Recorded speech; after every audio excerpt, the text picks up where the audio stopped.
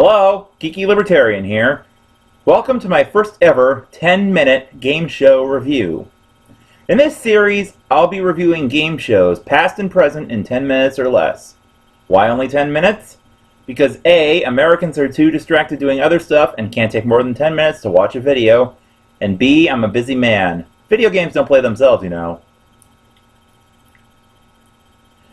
In each video, I will discuss a brief history of the show, including the people involved, gameplay, give the show a grade, and talk about how I'd revive it if given the chance. Also, I want to point out that the video may be longer than 10 minutes, but the review itself will not. Without further ado, it's time for the first 10-minute game show review. A 9-letter word. The clue is, it's a real sweetheart.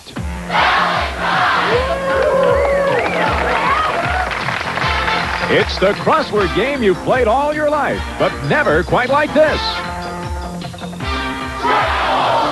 Scrabble.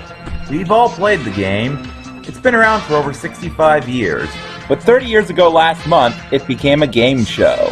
Scrabble debuted on NBC on July 2nd, 1984, and ran until March 23rd, 1990. The show was also briefly revived for 6 months in 1993. Scrabble was hosted by Kentucky native and fellow libertarian Chuck Woolery.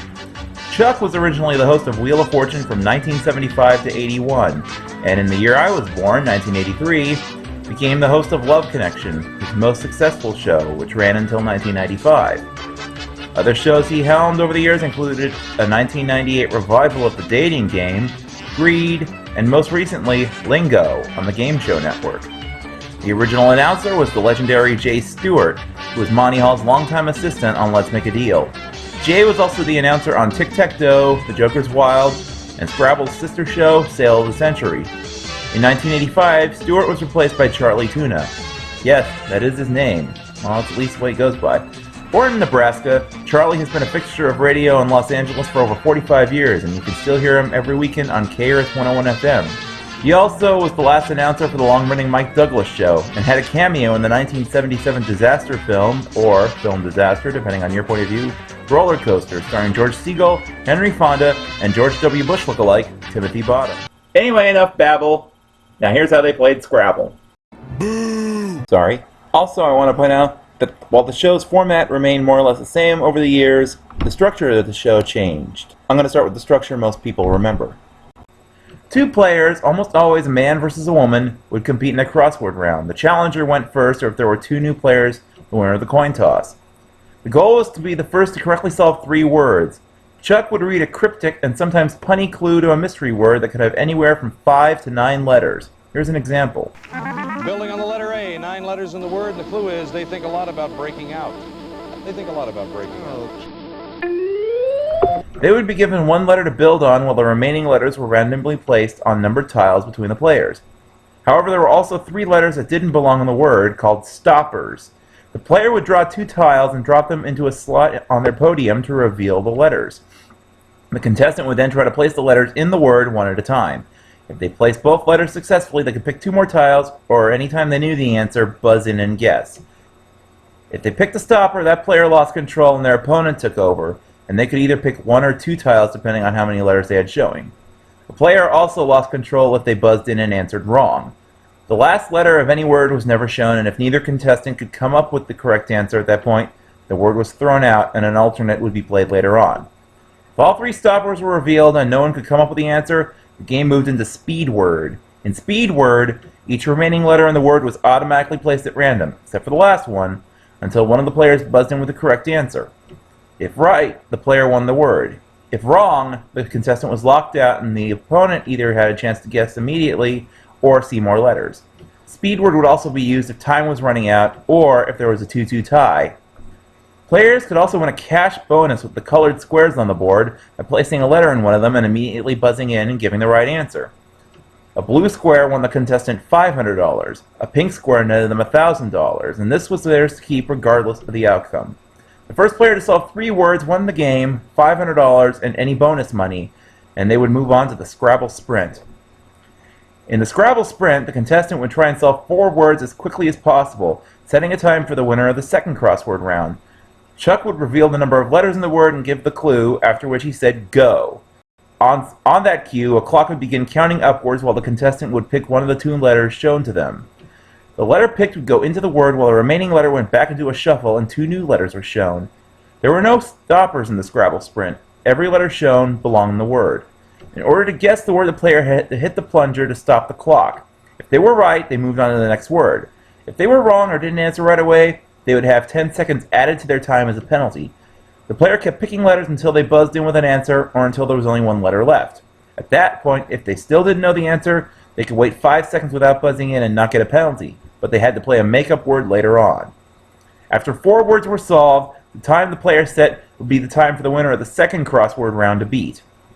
The same 4 words were played in order, but the clock now counted backwards, with a wrong answer or no answer having 10 seconds deducted from the remaining time. If they could solve all 4 words before the clock hit 0, they became the champion and won an additional $1,000, otherwise their opponent won. The winner played the bonus sprint.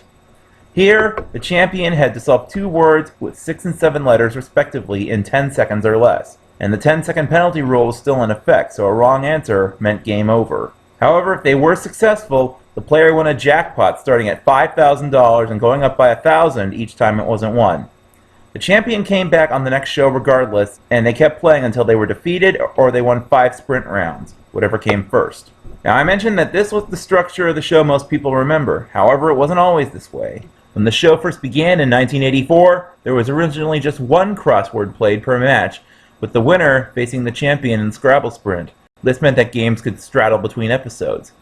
And there were also other changes to gameplay throughout the show's run. In the first 2 weeks of the show, the crossword round was played for a cumulative pot. Each letter placed was worth $25, with blue squares adding 50 and pink squares 100. The first player to correctly guess 3 words won whatever money was in the pot and moved on to the Scrabble Sprint. And since this amount was always in the $500 range, the pot was dropped 2 weeks later and the winner got a flat $500. The blue and pink squares would become useless until October of '84, when they became the bonus squares we all knew and loved.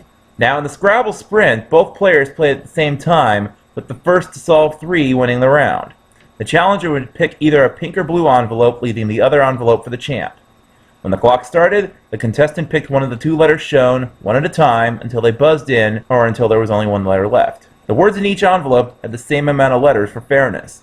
The winner became the champion and won thrice the amount they won in the crossword round, which was later changed to a flat $1,500, giving them $2,000 total. If they won 5 sprints in a row, they received a $20,000 bonus. Doing that twice retired the champion with over $55,000. Beginning in March 1985, both players played the same 3 words in the sprint. The champion now went off stage while the challenger set the time for them to beat. By this time, the rule for picking letters was changed to the one that I mentioned originally. Also, the payout structure was changed, with their total being augmented to $20,000 for 5 wins and $40,000 for 10. Finally, in December of 1986, the structure was overhauled to the one we all remember, which added the bonus sprint. Games no longer straddled between episodes, and Scrabble became a self-contained 30-minute program and remained so for the rest of its run, as well as in the 1993 revival. Now, how did that come around? Well, not long after Scrabble ended its original run on NBC in 1990, producer Reg Grundy tried to syndicate the series. A pilot was shot in August of that year, but not enough stations picked it up. The theme song was remade and the set was overhauled. Also, Chuck didn't host this pilot. Instead, he was replaced by LA TV personality Steve Edwards. Yeah, I never heard of him either. The game was played as the same as it was on NBC, except the crossword round had a category that all the words fit into, such as history. And the contestants no longer drew tiles and just picked them from a screen shown to the contestants. Other than that, it had the same format. Had they gone with Chuck to host it from the beginning, it could have been sold. Instead, NBC revived the show in January 1993 with the music and set from the failed pilot used. NBC paired this revival with an adaptation of the board game Scattergories, hosted by Dick Clark. Unfortunately, while the show is basically the same, the producers really cheaped out on the prize money. The bonus sprint jackpot now started at $1,000 and only increased when a contestant placed a letter on a blue or pink bonus square in the crossword round and then correctly guessed the word right then and there to add $500 or $1,000 respectively, and no bonuses were given to the player. That's probably why it only lasted 6 months. And that's the story of how Scrabble became a game show. Now, it's time to grade it. Adapting a board game into a TV show is not easy. Board games can take hours to play. The average game of Scrabble can take at least an hour to play, and the best Scrabble players can play even longer. The producers had to deviate from the format of the game in order to make it fit into a half-hour show. And it worked. In fact, not only did it work, the game was simple, but it could still be challenging. Especially in the sprint round, where you only had a few seconds to put all the letters together. The other issue was the stoppers. If the contestant didn't know the answer, they would have to place the letters that were showing, even if they knew that one of the letters was a stopper. Chuck even mentioned this in the 1993 finale. Watch. Now, I've always thought, just let me have a little moment of strategy here. See, I've always thought, now you knew that was a stopper, didn't you? Yeah. I always thought that why not just take a guess at anything and pass the stopper to the next person? Well, I wish you told me that. Oh, well, okay. Kinda have to agree with Chuck there. With these two caveats aside, the gameplay was flawless. Speaking of Chuck, he was the perfect choice for the job. It's hard to imagine anyone else hosting this show. Even when he screwed up, such as accidentally giving away the answer, he always bounced back and sometimes even took jabs at himself. The self-deprecating sense of humor really shone in the 1990 finale with this moment here. Maybe it was me that was canceled, and this show's all right. I kept telling him, look, find somebody else to do it. It'll be a huge hit. Look what happened to Wheel. All right, dude. You know, that always makes me laugh. No, Chuck, you weren't the reason this show was canceled. In fact, it was a crime that this show was canceled to begin with. In an alternate universe, Scrabble is still running every weekday morning on NBC with Chuck at the helm. Scrabble was one of the first game shows I remember seeing as a little kid, and along with Wheel of Fortune, it's probably where I learned my alphabet while other kids watched Sesame Street. And even now, it's one of my all-time favorites. If I had to give Scrabble a grade, I'd give it a solid A. Now I mentioned that someday I hope to see Scrabble brought back. And while the Hub Network, which is owned by Hasbro, who owns the rights to the Scrabble trademark, did bring the show back as Scrabble Showdown, it just wasn't the same. If NBC was smart, they'd bring it back in the mornings. I mean, do we really need 4 hours of the Today Show? A lot of people hate Matt Lauer, and if I wanted to watch a couple of middle-aged women drink glass after glass of wine, I'd watch Cougar Town. I thank you. Now, I would not make any changes to the format. It would use the same format from 1986 onward, and Chuck would host it again if he wanted to. My second choice might be Todd Newton. The game would be played as it was before, but there would be 3 changes. 1, words can have as many as 10, 11, or even 12 letters to make it a little bit more challenging. 2, after a contestant drew their tiles, they had the option to play their letters or pass them. If they played them, they would have to place the letters one at a time. Of course, they could buzz in and guess if they knew it. If they passed, the same rules applied for their opponent. Of course, one of the letters could be a stopper. Then the catch being that if the first player passed and neither letter was a stopper, their opponent stole control. This is similar to what Chuck mentioned in the 93 finale. Finally, I would increase the amount of prize money due to inflation. Bonus squares would have their values doubled to 1,000 for blue and 2,000 for pink. The winner of the crossword round got $1,000 plus any bonus money. The loser would get $500 as a parting gift, if they didn't win any bonus money. And the winner of the sprint would win an additional $2,000 and play the bonus sprint, for a jackpot starting at $10,000 and increasing by $5,000 each day it wasn't won. And with that, that's the end of my first 10-minute game show review.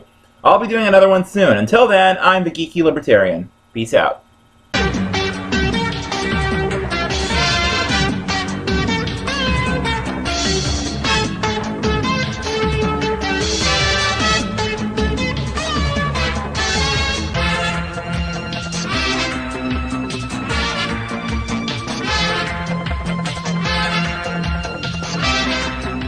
Deep hurt.